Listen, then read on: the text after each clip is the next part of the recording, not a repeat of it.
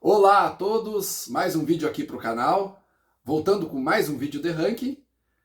E hoje, antes de eu começar, falando de mais um ranking, quero agradecer, como sempre, a vocês que acompanham e dão o seu curtir, comentam, compartilham.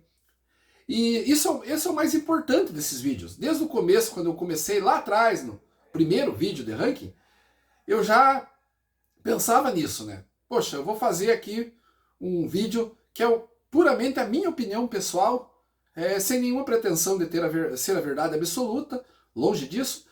E justamente por isso eu deixei bem claro, né, que aqui você que assiste esse vídeo poderia vir aqui dar a sua opinião, dizer que concorda, que discorda de mim, numa boa, sem problema. Isso aí faz parte do mundo, né, da forma normal. Você tem que viver com a diversidade, aprender a aceitar a opinião alheia. É errado você querer impor a tua opinião, ou então querer dizer, você é um imbecil, você é um idiota por pensar dessa maneira. Não.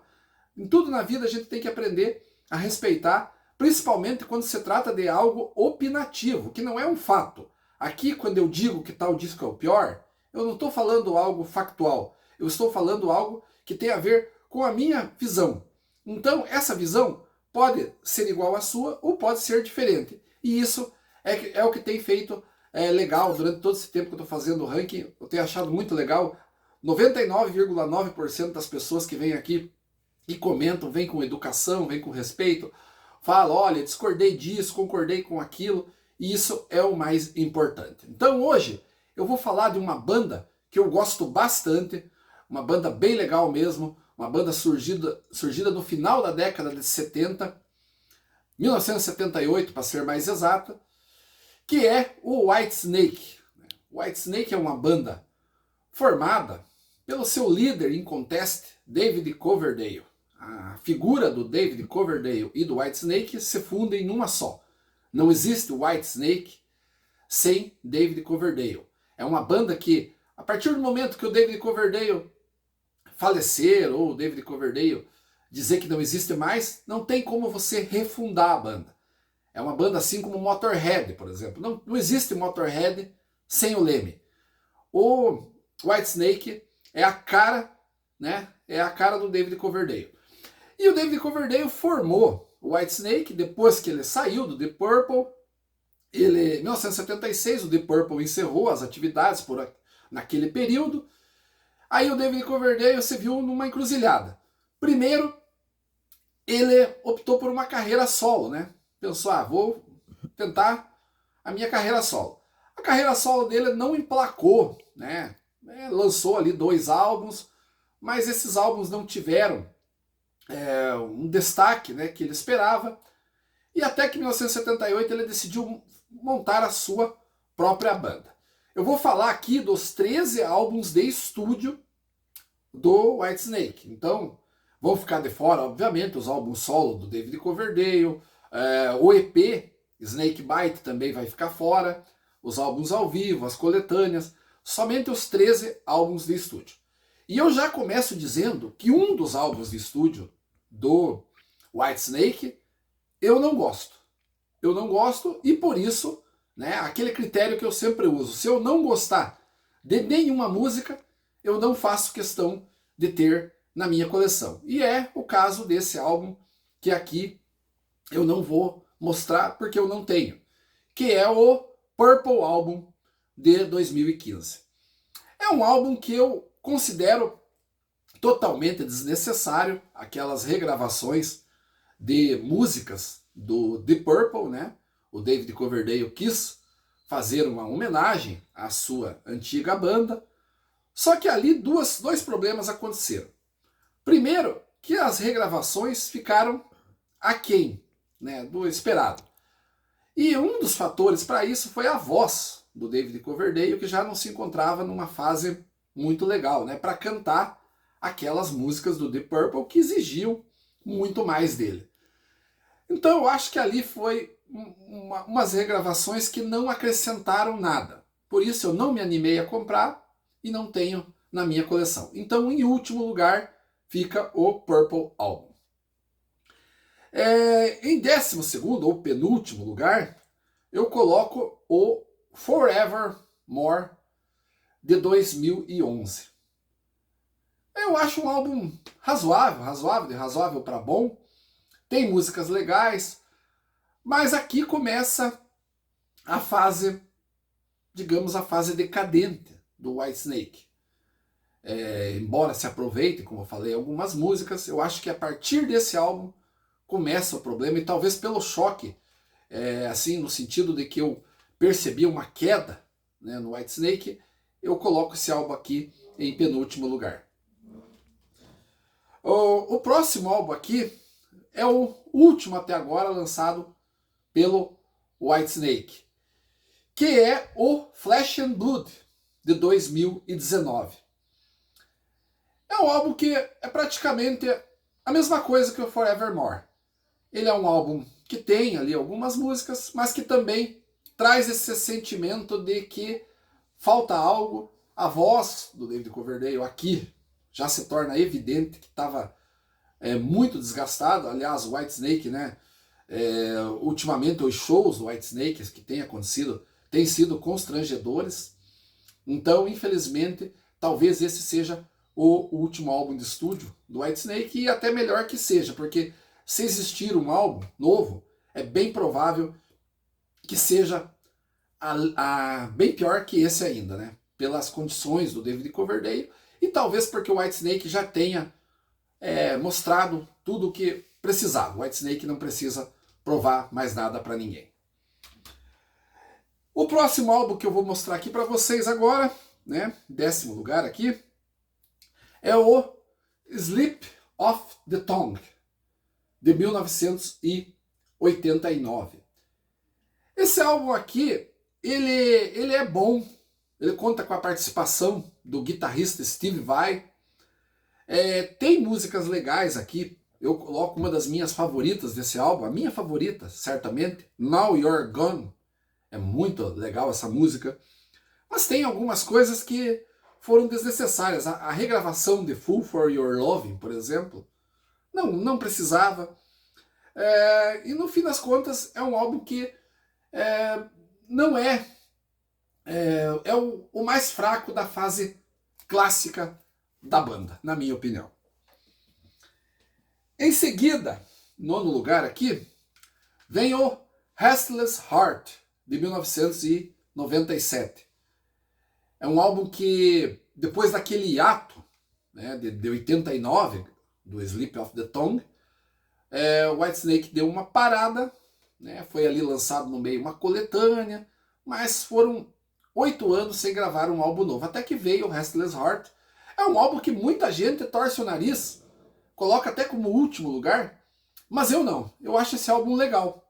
Eu gosto dele, eu gosto do trabalho de forma geral. Ele ali faz uma mescla de baladas com rocks mais energéticos. Eu acho um bom álbum, um álbum assim que resgata o Whitesnake novamente.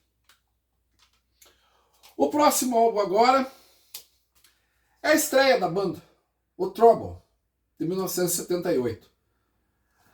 Aqui, né, tem músicas como Lie Down, uma música bem legal, uma música bem energética, que eu gosto bastante. Tem um cover aqui, uma versão de Day Tripper, dos Beatles, que também ficou legal, nada brilhante, mas também não compromete. Uma estreia para mostrar que o Whitesnake viria para ficar. Agora aqui em 7º lugar, vem o Good to Be Bad. Muito bom álbum. Daqui em diante eu considero todos eles ótimos. Esse aqui não é diferente. É o melhor álbum da fase da retomada do Whitesnake. É um álbum de 2008.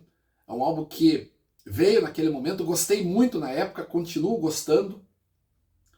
É um álbum assim que, se o Whitesnake tivesse continuado nessa pegada aqui, certamente os álbuns posteriores teriam sido melhores. Mas infelizmente isso não aconteceu. Mas esse álbum aqui vale muito a pena.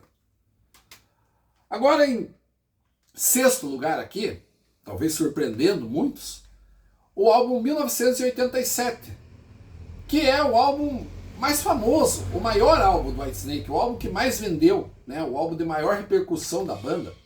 Vendeu 10 milhões de cópias. É um álbum assim que tem aqui, né? Give Me All Your Love, Is This Love, né? Aquela balada, né? Que uns amam, outros odeiam. Aqui tem a Here I Go Again, uma nova versão que foi regravada, né? Uns consideram desnecessária, outros acham mais legal, inclusive essa, né? Aí vai do gosto de cada um. Tem também Cry in the Rain, também regravada. Enfim, é um álbum muito bom. Eu considero aqui como o 6º lugar. Muitos consideram o maior, o melhor, né? Mas para mim fica aqui em 6º. Em 5º lugar agora, para mim, vem o Love Hunter, né? Com essa capa icônica aqui, muito legal. E o Love Hunter é um álbum que, né, começa com uma música sensacional, uma das que eu mais gosto do Whitesnake, Long Way From Home. Quem não conhece essa música, escuta aí. E se quiser usar como porta de entrada para o Whitesnake, né, quem não conhece, e quem conhece, que lembra, né, ou que está esquecido como é que é, vai lá e ouve, que vale muito a pena. É um musicaço, é uma música de abertura que mostra que o Whitesnake não estava para brincadeira aqui, né? Aqui é o 2º álbum da banda, descasso mesmo, de 1979. Agora aqui o 4º lugar é o Saints and Sinners, de 1982. Também um discão. Aqui tem as versões originais de Here I Go Again, The Cry in the Rain, que foram regravadas no álbum 1987.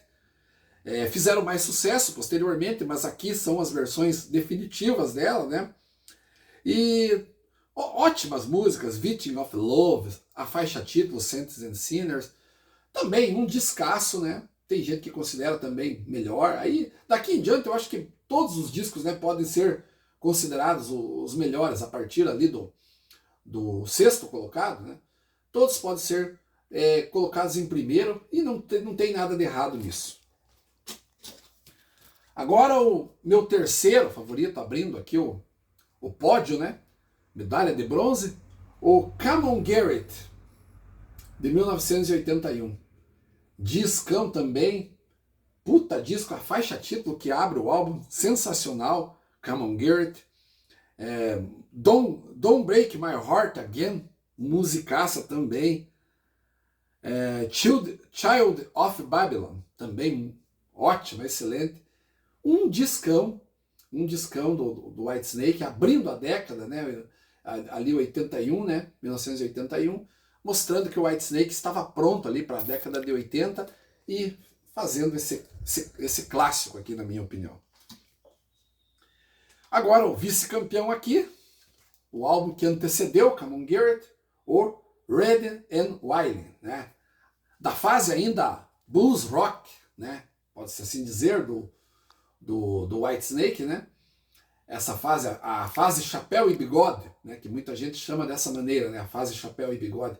E que discão, né? Gente, que descasso isso aqui.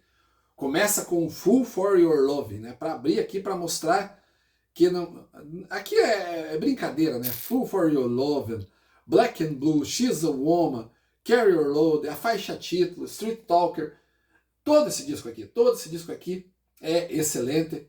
2º lugar com louvor, poderia ser primeiro sem problema algum. Mas o meu primeiro, obviamente, aí quem conhece a discografia do Whitesnake já matou a charada. O meu campeão, meu medalha de ouro, é o Slide It In, né? O disco de 1984. Foi na turnê desse disco aqui que o Whitesnake veio pro Rock in Rio, né? De 1985, né? E naquele momento, né? O Whitesnake, né?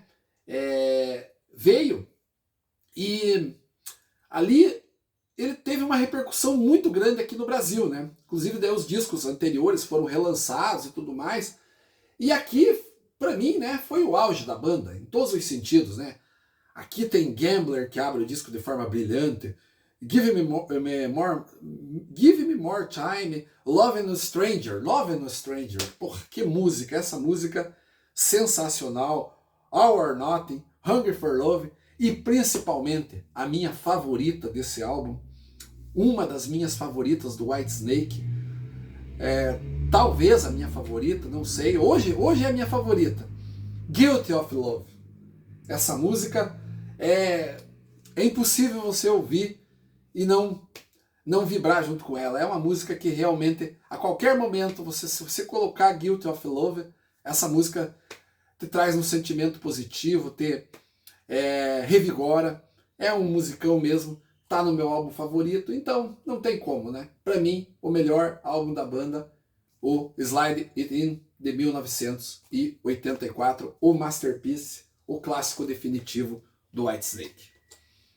Então, gente, encerrando aqui mais um ranking. Daqui 2 ou 3 semanas eu volto com mais um ranking. Estamos aí, né, a caminho do 100º. Se Deus quiser, a gente chega lá. É isso aí, um abraço a todos e até o próximo vídeo.